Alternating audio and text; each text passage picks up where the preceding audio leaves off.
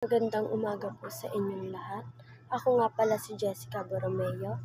Ang aking paksa po ngayon ay pagsisikap.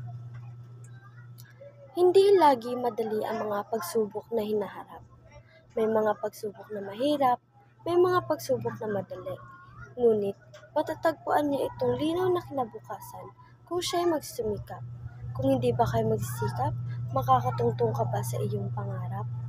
May isang bata kasi na nakatira sa maliit na bahay na gusto makamit ang kanyang pangarap. Ngunit isa lamang siyang nagtatapon ng basura.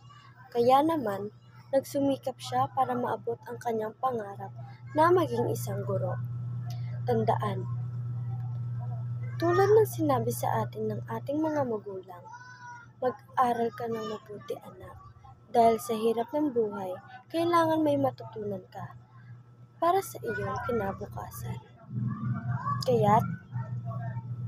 Kaya't patuloy tayong mag-aral, magsikap at huwag susuko sa mga pagsubok.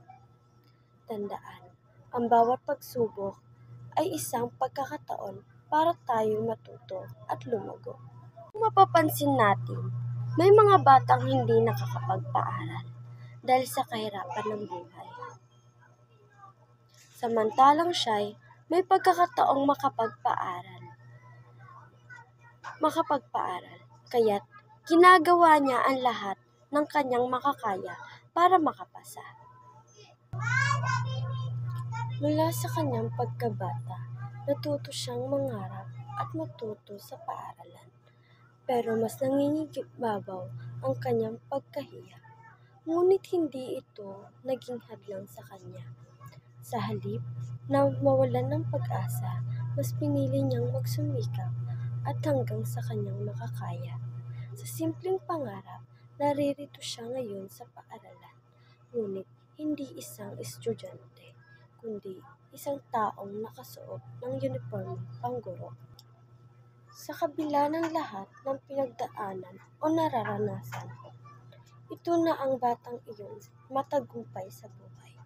Ang bawat pagsubok ay tungo sa ating pangarap. Para sa pangarap, tayo ay magsumikap. Tanungin natin ang ating mga sarili.